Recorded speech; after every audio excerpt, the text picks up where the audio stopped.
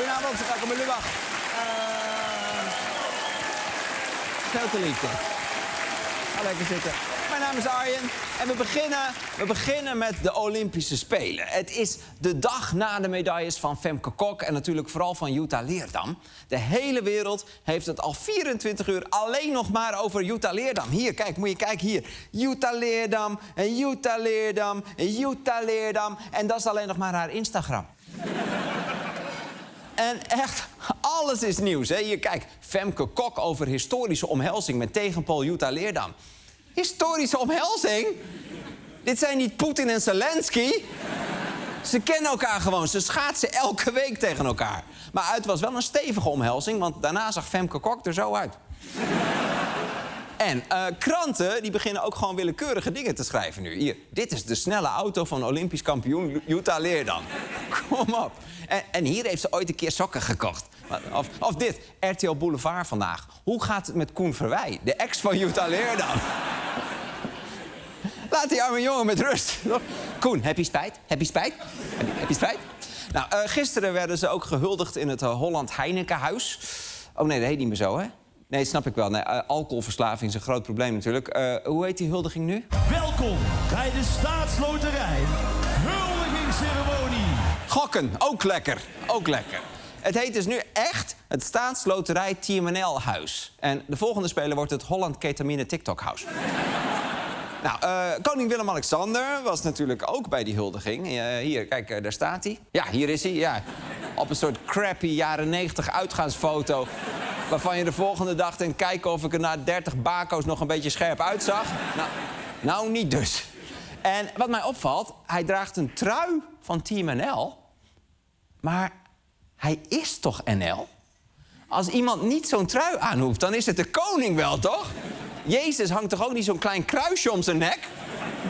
En de koning die mocht ook nog even met Leerdam en Kok babbelen. En hij had een mooie observatie over vrouwensport. Luister eens, kijk eens naar de Nederlandse uitzending in Parijs. Dat de vrouwen eruit halen. Ze hebben nergens. Luister eens, zonder vrouwen zijn we nergens. Al dus een man tegen 3 vrouwen. Dit is gewoon kingsplaining, toch? Het ging vandaag natuurlijk ook veel over de vriend van Jutta Leerdam, Jake Paul. Een influencer en bokser. En mensen zeggen wel eens dat het bij Jake Paul soms meer om Jake Paul draait dan om Jutta Leerdam. Maar ik vind dat toch niet helemaal terecht. Gisteren plaatste Paul namelijk dit filmpje van de winnende race van zijn vriendin.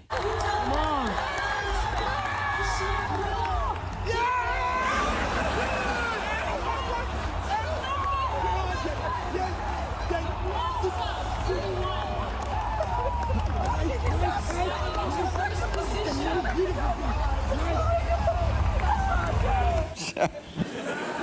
3 seconden Jutta en dan 16 seconden Jake. Wel echt mooi hoe hij met zichzelf meeleeft. En het is echt een apart figuur. Hè? Hij staat bekend als uitgesproken Trump-fan. Deze week zat hij nog gezellig naast de Amerikaanse vicepresident J.D. Vance op de tribune. En hij heeft het optreden van ICE verdedigd. Kortom, de ideale schoonlul. En wat ik stom vind, omdat hij zo omstreden is, krijgt hij wel heel veel aandacht. En daarom heeft bijna niemand het over de vriend van Femke Kok. Kennen jullie die? Ja? Die was gisteren ook behoorlijk emotioneel. Hier, moet je kijken hoe die meeleeft, joh. Die was ook heel betrokken. Ja, Femke was ook zo dichtbij, maar er gebeurde meer op de Spelen. Ik zag dit voorbij komen bij de finale van de biathlon. Prachtig wat hij hier heeft laten zien. Foutloos. Foutloos? Ik zou nog even een doekje over je kin halen. Of wacht, is biathlon dat je eerst moet langlaufen en dan een cumshot? Want in dat geval is dit wel foutloos. Ja. En een Olympisch record. Er is trouwens iets geks aan de hand met de medailles, dit toernooi. Hebben jullie dat gezien? Die zitten zo slecht vast dat ze van het lint afdonderen. Ook de Duitsers hadden er last van. Hier. En ook bij een beetje springen en feesten valt de medaille eraf bij de Duitse biatleten. De organisatie laat weten dat het probleem de maximale aandacht heeft. Nou, dat is lekker dan. Nou, lekker dan.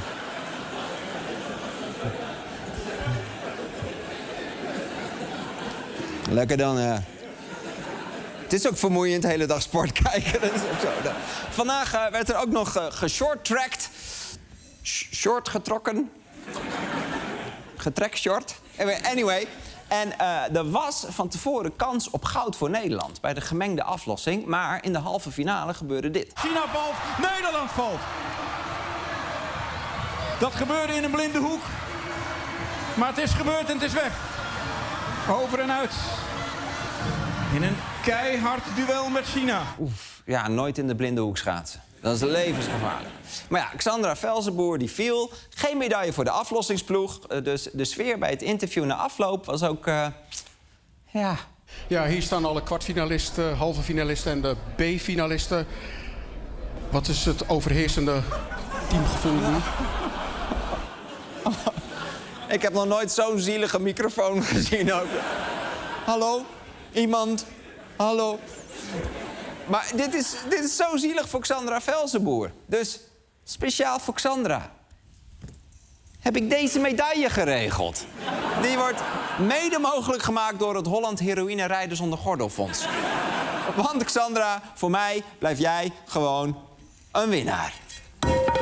Kijk. Nou. Xandra Velzenboer, dit lint komt snel jouw kant op. Oké.